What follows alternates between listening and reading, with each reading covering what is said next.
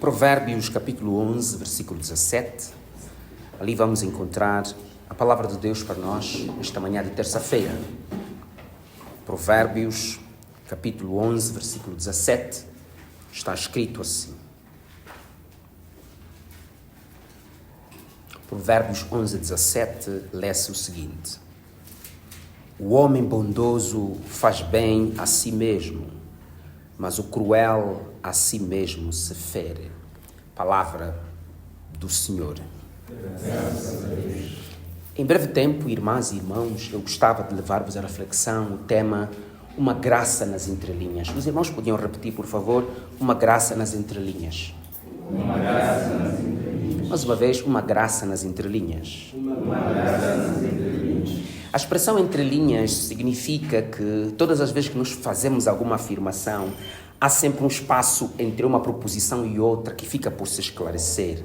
Ou seja, quando nós dissemos alguma coisa, há sempre alguma coisa que não foi dita, que deveria ter sido dita, ou de outra forma, ou de outra forma, ou de outra maneira. E isto que não foi dito, que devia ter sido dito de outra forma ou de outra maneira, coube ou cabe nas entrelinhas. O meu texto está repleto de entrelinhas. Repara, o homem bondoso faz bem a si mesmo, mas o cruel a si mesmo se fere. Na primeira entrelinha eu pude encontrar uma dupla reafirmação teológica. Repara, o homem bondoso e o homem cruel. Há aqui uma reafirmação dupla com dimensão teológica, porque do ponto de vista bíblico não existe homem bom. O homem mau desde a sua natureza, desde a sua essência. A Bíblia diz que ninguém conheceu a Deus, ninguém fez o que é bom, ninguém se aproximou de Deus para poder louvá-lo. Portanto, aqui nas entrelinhas, embora o texto diga homem bondoso, mas lá no fundo nós sabemos que o homem é eminentemente mau. Mas ainda assim é permitido que se diga que o homem é bom, porque o facto de o homem ter caído da graça não perdeu a totalidade da bondade de Deus. Deus permitiu que o homem se afastasse dele, ou seja, Deus deixou que o homem decidisse e ele afastou-se de Deus, mas ainda assim vestígios da bondade de Deus estão no coração do homem. É assim que uma pessoa feiticeira pode dar um copo d'água a seu vizinho. É assim que uma pessoa invejosa pode ler o versículo bíblico. São os vestígios da bondade de Deus. Por isso ninguém irá ao céu por ser bom, mas iremos ao céu porque Deus é que é bom. Portanto, é aqui a primeira reafirmação teológica. Mas a segunda parte é realmente interessante, porque diz o homem cruel. Aí sim, ali está acertado. Ali todos nós coubemos. O homem bondoso faz bem a si mesmo, mas o cruel a si mesmo se fere. A primeira linha que se acha nessas entrelinhas é uma dupla reafirmação teológica. O homem bondoso não sendo bom e o homem cruel sendo totalmente claro e verdadeira esta afirmação. Segundo, o meu texto apresenta uma dupla consideração emocional. Veja, o homem bondoso faz bem, o homem cruel a si mesmo se fere. Duas coisas devem ser perguntadas. Quando é que você faz bem a si mesmo? Esta é a pergunta que se coloca. Você faz bem a si mesmo quando inflaciona seu valor e não o seu preço. O preço é aquilo que todos nós pensamos que somos. O valor é aquilo que nós agregamos a nós mesmos. O preço é aquilo que está dentro de nós. O valor é aquilo que a sociedade acha que nós temos. As pessoas costumam dizer, os homens não têm valor, ou seja, os homens não têm preço. Eu não tenho preço, você não vai conseguir me corromper, nem com 1 milhão, nem com 2 milhões. O preço é a forma como a sociedade te entende. O valor é o investimento que você faz em si na ausência dos homens. Você faz bem a si mesmo quando você aumenta, quando você inflaciona o seu valor e não se importa com o seu preço. Porque todos vão sempre pensar que você tem um preço se o seu valor for baixo. Mas se o seu valor aumentar, ninguém conseguirá descobrir o seu preço. E se ninguém consegue descobrir o teu preço, ninguém é capaz de te corromper. Mas se você não aumenta o seu valor, você deprecia o seu preço. E quando o teu preço baixa, você não tem valor. Há duas coisas de todo produto, o seu valor e o seu preço. Por isso que as empresas trabalham não só para o preço, mas para o valor. Alguém me disse, e eu nunca parei para pensar isso, que a Apple não faz publicidade do seu telefone. Você nunca vê na televisão, estamos a vender iPhones, quem quiser comprar, venda. Eles simplesmente anunciam, vamos lançar o iPhone 15, vamos lançar o iPhone 14 e ponto final. Porque eles sabem que as pessoas vão procurar o preço quando o valor é alto. É assim que nós temos que fazer bem a nós mesmos. Inflacionar o nosso valor para que o nosso preço seja imensurável. Você também faz bem a si mesmo quando você reconhece suas limitações e não suas desculpas. É muito mais fácil identificar desculpas. O difícil é aceitar limitações. Mas aceitar limitações não é limitar-se. Aceitar limitações é aceitar que há sempre outra opção que você ainda não descobriu. Se eu te entregar uma lata de chouriço e não te entregar uma faca, você não pode olhar os teus dedos como limitação. Os seus dedos são limitação, mas o seu pensamento é um recurso. Muitas vezes nós olhamos mais para as limitações e quando você olha para as limitações, você limita o seu verdadeiro curso, a sua capacidade de pensar e de ultrapassar as suas limitações.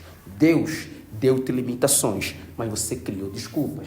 Deus te deu limitações para que você possa recorrer a Ele todas as vezes, mas você cria desculpa para fugir de Deus todas as vezes.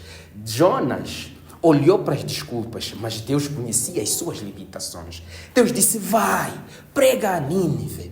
Eu sei que há lá dificuldades, vai ser difícil. Deus sabia das limitações, mas Ele inventou desculpas. Toda vez que você inventa desculpas, você se esquece de suas limitações. Limitações não enfraquecem. Limitações aumentam nossa capacidade de criação. O que seria da medicina se o objetivo não era ultrapassar limitações? Sim, imaginemos se os cientistas desistissem todas as vezes que não encontrassem solução para uma fórmula. Quem poderia inventar o paracetamol? Como podiam ter inventado o Benurum? Como podiam ter inventado a penicilina ou outra coisa qualquer? Ou mesmo o avião. Vamos imaginar um homem tentando voar e diz, pronto, não tenho asas. Para que pensar que um dia posso flutuar entre o espaço e a terra? Vou para casa. Mas ele disse, bom, esta limitação é sempre um ponto para uma conquista seguinte. Você faz bem a si mesmo quando reconhece suas limitações, mas não aceita suas desculpas. Você também faz bem a si mesmo quando o amor próprio se afasta do egoísmo.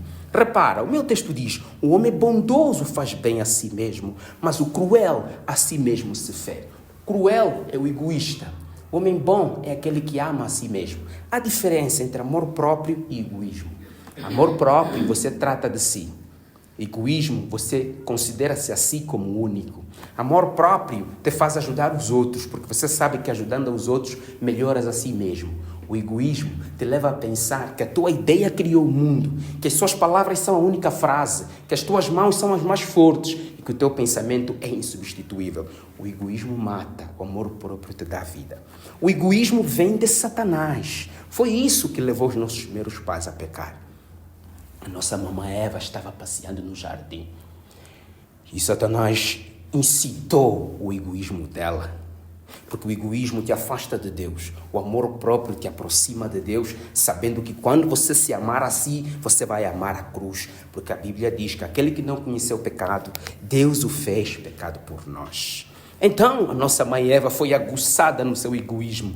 Satanás disse, não foi assim que Deus disse. Vocês vão ser como ele, sabendo o bem e o mal. Ativou o egoísmo. Foi para casa, encontrou seu marido. Eu não sei o que cada um estava a fazer naquele dia. É provável que estava a fazer a barba naquele dia. E chegou e a mulher disse, amor, tenho uma coisa para te dizer e algo para te mostrar. Para te dizer, eu te amo. Te mostrar uma fruta. Onde tirou? Coma, não pergunte muito. E Adão não quis baixar a crista. Adão também foi egoísta, porque se ele tivesse amor próprio, teria perguntado, onde é que você tirou? Ali, vamos juntos para ver onde saiu. Mas o egoísmo lhe disse, aceita, não baixa, não deixa que a mulher te governe. Diz a ela que você, mesmo que você não fosse, eu já teria ido para trazer. Então comeu. E a situação é essa que nós nos encontramos. Você faz mal a si mesmo quando o amor próprio se afasta do egoísmo. Eu termino dizendo que você também se fere a si mesmo.